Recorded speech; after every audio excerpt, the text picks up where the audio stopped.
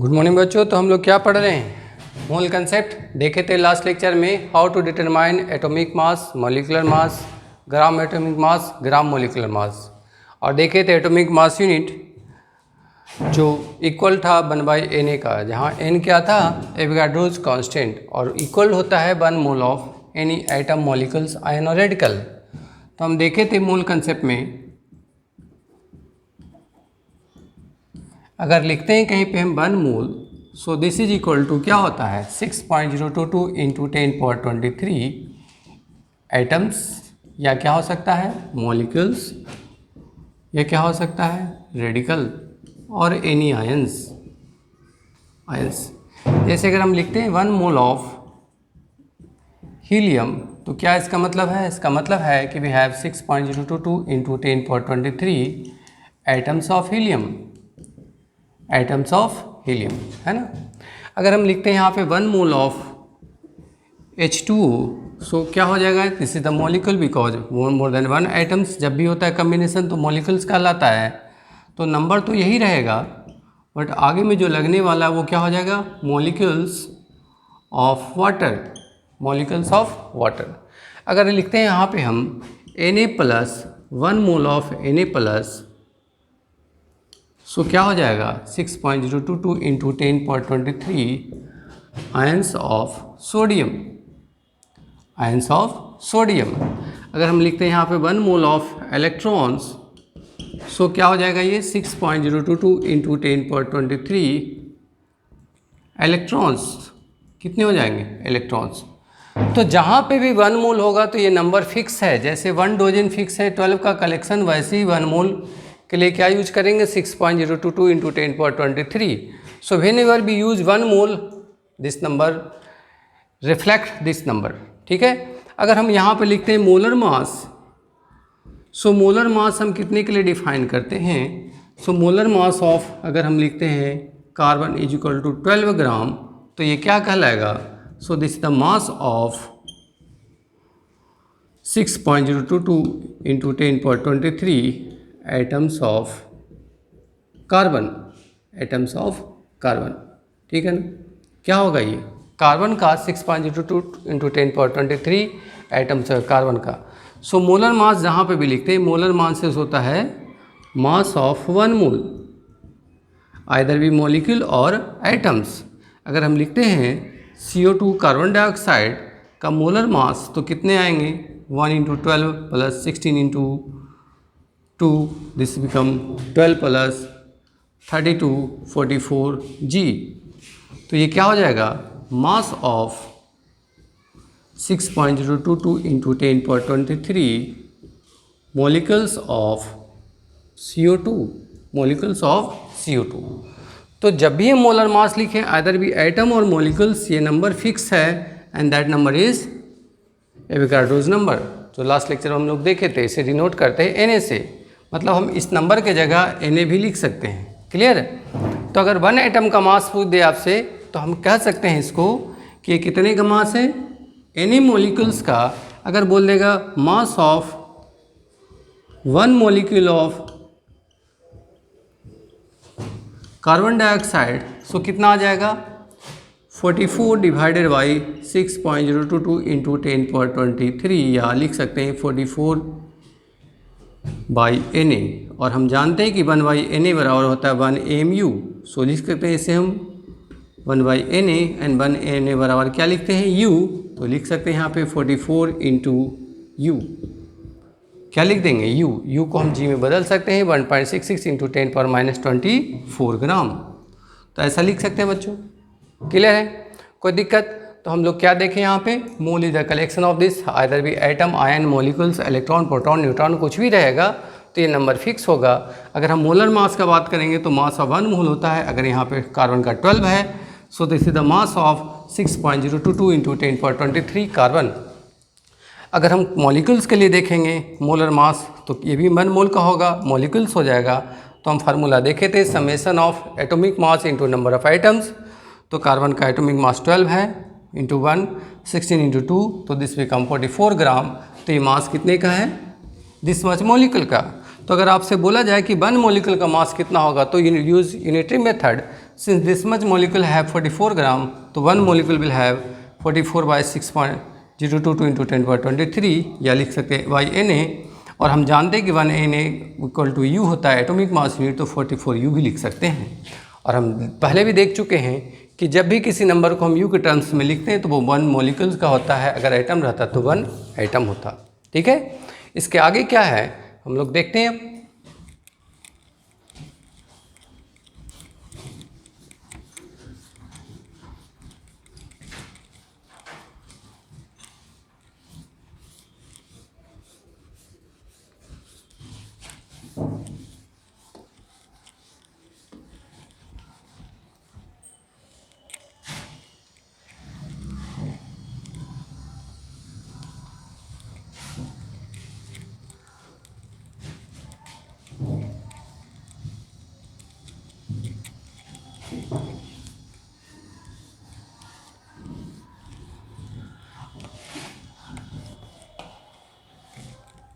तो जिस तरह से हमारे पास मोलर मास था, वैसे हम लोग पढ़ते हैं मोलर वॉल्यूम। और हम पहले ही वाले में बताए थे कि मोलर वर्ड किसी में भी लगता है सो ये फॉर 1 मोल होता है। सो मोलर वॉल्यूम को कैसे डिफाइन करेंगे? It is defined as volume occupied by 1 mole of any gas, 1 mole of any gas। इस कंडीशन को अगर हम NTP या STP लिखें, एट NTP या STP नॉर्मल टेम्परेचर और प्रेशर, स्टैंडर्ड टेम्परेचर प्रेशर, तो यहाँ टेम्परेचर लेते हैं हम लोग 0 डिग्री सेल्सियस, या लिख सकते हैं 273 kelvin, and pressure is 1 atm। So molar volume होता है किसी भी गैस का 22.4 लीटर या 22,400 ml, 22,400 ml। सो ये वॉल्यूम कितने का है? 1 मोल का है। यानी हम कह सकते हैं कि ये वॉल्यूम कितने का है, तो 6.022 इंटू 10⁻23 एटम्स या molecule of any gas, of any gas. अगर एटम मोनोएटॉमिक होगा तो एटम हो जाएगा। जनरली गैस तो डायटोमिक और पॉलीएटॉमिक होता है, बट कुछ गैसेस मोनोएटॉमिक होता है, जैसे हीलियम, नियॉन, आर्गन, तो उसमें एटम्स लिखेंगे। तो कोई भी गैस होगा, अगर एनटीपी पे मोलर वॉल्यूम पूछ दिया गया हो तो हमेशा कितना होगा? 22,400 ml, और इन लीटर 22.4 लीटर। तो अगर ये 1 मोल का वॉल्यूम है तो हम कह सकते हैं कि इतने एटम्स या मॉलिक्यूल का वॉल्यूम है। तो कहीं पे भी अगर मोलर वॉल्यूम का बात करेगा तो 22.4 होगा, लेकिन कंडीशन फिक्स है कि ये डाटा तभी होगा जब मेरे पास एनटीपी या एसटीपी क्वेश्चंस में लिखा हो, यानी 0 डिग्री सेल्सियस 273 केल्विन और 1 atm, तभी हम मानेंगे। तो अगर ये टेम्परेचर दोनों लिखा है तो समझिएगा एनटीपी है। अगर डाटा बदल देगा तो एनटीपी पे नहीं होगा, वो डाटा बदलता है। तो उस केस में हम लोग लगाते हैं P1 V1 equal to P2 V2। इस केस में ऐसा करते हैं, P1 V1 बटा T1 बराबर P2 V2 बटा T2। तो अदर डाटा के लिए हम लोग वॉल्यूम फाइंड आउट कर सकते हैं। अगर एनटीपी पे पता है तो इसके लिए निकाल सकते हो, इस पे पता है तो एनटीपी पे निकाल सकते हो। उस केस में प्रेशर और टेम्परेचर दिया रहेगा, वॉल्यूम निकालेंगे, और एनटीपी का तो पता ही है, हम लोग डाटा रख के फाइंड आउट करेंगे। क्लियर है? तो इस तरह से हम मोलर वॉल्यूम सीख गए। अब मोलर वॉल्यूम कहीं कहीं पे प्रॉब्लम्स बनाने में काम आएगा। तो हम लोग को पता चल गया कि मोलर वॉल्यूम, मोलर मास दोनों किसका है? 6.022 इंटू 10⁻23 का कलेक्शन का वॉल्यूम है और मास है। एक का ग्राम यूनिट होता है, एक का लीटर होता है। तो अगर कहीं पे लिखा हो CO2 एट NTP तो क्या समझेंगे हम? अगर मोलर मास का बात करेगा सो मोलर मास कितना हो जाएगा इसका? 12 प्लस 32 44 ग्राम। मोलर वॉल्यूम बोलेगा तो 22.4 लीटर। मोल तो 1 है ही, संख्या बोलेगा तो 6.022 into 10⁻23 molecules of CO2 at NTP, mole 1 है। इस छोटे से डाटा से हम लोग बहुत सारे प्रॉब्लम्स को सॉल्व कर सकते हैं। जैसे अगर लिखा हो find the number of molecules of CO2 in 4.4 ग्राम 4.4 ग्राम। तो हम कैसे बनाएंगे? तो ऐसे में यूनिटरी मेथड यूज कर लेंगे। आपको ऐसे क्वेश्चंस को कोई भी अननोन मॉलिक्यूल्स हो सकता है, डिफरेंट मॉलिक्यूल्स हो सकता है, तो इसके लिए हम लोग को उसका मोलर मास पता होना चाहिए। अगर मास दिया है तब तो मोलर मास निकालेंगे और एक मोल में इतने होते हैं संख्या। अब इसमें अगर कह देता कि इतने में निकालिए तो उसके हिसाब से निकालेंगे। तो ऐसे क्वेश्चंस में जो डाटा दिया है उसको निकालें। अगर वॉल्यूम का बात करेगा तो वॉल्यूम निकालेंगे, मास का बात कर रहा है तो मास निकालेंगे। तो कौन सा मास निकालेंगे? Molar mass. तो हम मोलर मास निकालेंगे CO2 का, तो क्या होगा 12 + 32 44 ग्राम। तो हम क्या लिखेंगे नाउ? इससे हम समझ सकते हैं कि इतने का मॉलिक्यूल्स का मास है। आपको इसमें नंबर ऑफ मॉलिक्यूल्स का रहा है तो यूनिटरी मेथड यूज करेंगे वो मास और मॉलिक्यूल के बीच में। तो हम क्या लिखेंगे? 44 gram of CO2 is equivalent to 6.022 × 10⁻23 molecules of CO2. So therefore 1 gram is equivalent to 6.022 × 10⁻23 divided by 44। तो कितने के लिए निकालना था? 4.4 के लिए। So 4.4 gram is equivalent to 6.022 × 10⁻23 × 4.4 and divided by 44। दशमलव नीचे आएगा, कट जाएगा, एक पावर ऊपर घट जाएगा, तो कितना हो जाएगा 10⁻22 आंसर हो गया। तो इस छोटे से कंसेप्ट से हम बहुत सारे मल्टीपल क्वेश्चंस बना सकते हैं कि किसी का मास में मॉलिक्यूल्स कितना होगा। अगर इसमें वॉल्यूम कहता निकालें तो वॉल्यूम कैसे निकालते हैं? तो आपको पता है कि 44 ग्राम में 22.4 लीटर होता है, तो 4.4 ग्राम में कितना होगा? क्लियर? तो इस सिमिलर क्वेश्चंस बहुत सारे आ सकते हैं। तो इसका यूज हम लोग बहुत सारे प्रॉब्लम्स बनाने में करते हैं इन यूनिटरी मेथड। जैसे क्लियर है ना ये? ठीक है, इसको नोट कर लेंगे।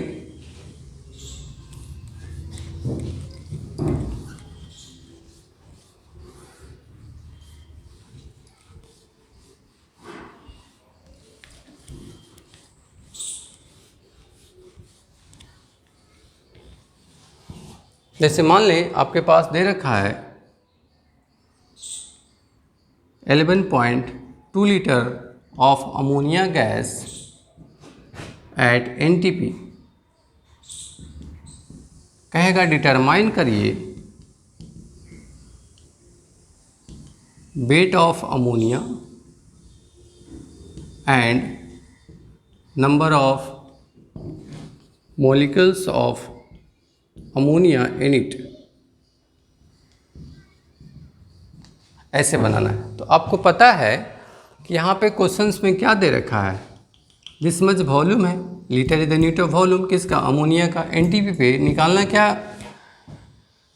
वेट अमोनिया का और number of molecules in this much litre of ammonia gas. तो जब कोरिलेट करेंगे तो किसके बीच में किया जाता है? जो दिया है और जो निकालना है उन दोनों के बीच में। तो दो करके बनाएंगे, एक वेट के टर्म में और एक नंबर के टर्म में। तो जो भी डाटा निकला जाता है वो मोलर के लिए। सो मोलर के लिए लिखेंगे तो हम 22.4 में जानते हैं कि इसका मोलर मास होता है। 22.4 में हम लोग जानते हैं प्रीवियस रिजल्ट से, तो इतने में आ जाएगा। तो देखा जाता है क्या दिया है क्या निकालना, उन दोनों के बीच में कोरिलेट करते हैं by standard result. So molar mass और मोलर वॉल्यूम से तो क्या जानते हैं? Since 22.4 litre of ammonia is equivalent होता है, इसका मोलर मास कितना होता है? 14 + 1 × 3 17 ग्राम। इतने लीटर के लिए इक्विवेलेंट इतना है। सो 1 लीटर के लिए कितना होगा? 17/22.4। 17/22.4 तो कितने में निकालना है? 11.2 में। तो कितना आ जाएगा? 17/22.4 × 11.2 कट जाएगा 2 से। सो दिस बिकम 8.5 ग्राम। क्या आ जाएगा मास? 8.5 ग्राम। तो हम लोग निकाल लिए। तो हमेशा देखा जाता है किन दोनों डाटा, एक नोन एक अननोन, उसको हम स्टैंडर्ड डाटा से लगा के बनाते हैं। अब यहाँ पे सेकेंड पार्ट में नोन अननोन क्या है? तो नोन है वॉल्यूम और अननोन है मॉलिक्यूल्स। तो हम जानते हैं कि 22.4 litre of ammonia is equal to how much molecules? 6.022 × 10⁻23। So therefore 1 litre में कितना हो जाएगा? 6.022 × 10⁻23 and divided by 22.4। 4, 22.4। So therefore कितने में निकालना है? 11.2 में। तो 6.022 into 10^23 and divided by 22.4 into 11.2। Cancel होगा 2 से, ये कैंसिल हो जाएगा। तो कितना आ गया? Molecules of ammonia. तो लाइक दैट हम लोग सिमिलर टाइप क्वेश्चंस बहुत सारे सॉल्व करेंगे जो असाइनमेंट में देखेंगे हम लोग। तो कभी भी ये ऐसा डाटा दे तो हम लोग यूनिटरी मेथड यूज कर सकते हैं by using the standard result, molar mass, molar volume and number of molecules, number of item. जैसा डाटा रहेगा क्वेश्चन में वैसा बनाएंगे। क्लियर है बच्चों? ठीक है, टेक दिस।